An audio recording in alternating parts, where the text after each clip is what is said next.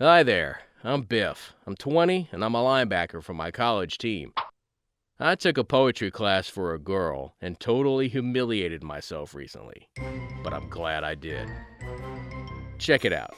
This is all about this girl, Amanda, that I could not get to go out with me.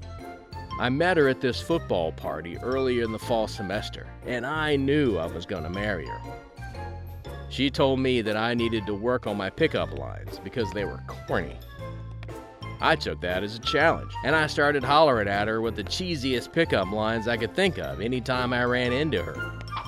I saw her at the quad and asked, "Is there an airport nearby? Or is it my heart taking off? Is your middle name Google? Because you have everything I've been searching for." Sometimes I would even show up to her class when it got out and followed her to the next one. She was playing hard to get, but I wasn't going to give up. I talked to some of her friends, and they told me some terrible news. Turns out that I was so not her type. She didn't really like jocks. Amanda was actually really into geeky guys. Was this a joke or a curse? I was pretty bummed about it all, but my buddy told me I shouldn't let some nerd stuff scare me off. I could be that guy if I wanted. At first, I thought he was just messing with me, but the more I thought about it, I realized it would give me the perfect opportunity to show her how I felt. I found out that she was going to be taking this fancy poetry class, and I figured I could Dr. Seuss it through the semester. It would give me an opportunity to show her my sensitive side and junk.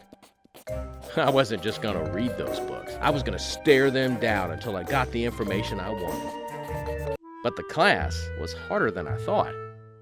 It didn't help matters, and Amanda was totally into this artsy dude, Franco, who was some sort of Shakespeare guru. Almost every class, he would find something condescending to say. I found out that Franco and Amanda started dating, and I felt like an idiot. I was going to drop the class, but I missed the deadline. Now I really had to study, because if I failed it, it would get me in trouble with the coach, and he'd have to bench me. The professor would overread into everything, but Amanda said that was his job. She said that studying poetry meant studying yourself. I guess that made me think about it all differently, and I committed myself to finishing the course. I didn't mind hitting the books, and I was doing better on the exams. What I was really worried about, though, was the final, because you had to write and deliver your own poem. Hey, I can read as good as the next guy, but sharing my feelings in public was freaking terrifying. I didn't know what was scarier, writing my feelings down or standing up to deliver it. When I started Googling ways to help, I started learning that it's actually a common fear, and that nerves meant a surge of adrenaline like I felt before the snap at a game. See, on the field, I'd get butterflies too, and I would turn it into energy. I figured that's all I had to do here. I would just use the fear, or at least that's what the internet said I should do. As far as what to write about, I wasn't sure yet. But when I thought about why I was even in the class to begin with, all I could only think about was Amanda. By now, she had dumped old What's-His-Face because he couldn't stop talking about himself. Apparently, he believed he was the reincarnation of Shakespeare or something. And Amanda couldn't take any of his pretentious blabber anymore. Amanda. She really was the reason I was here.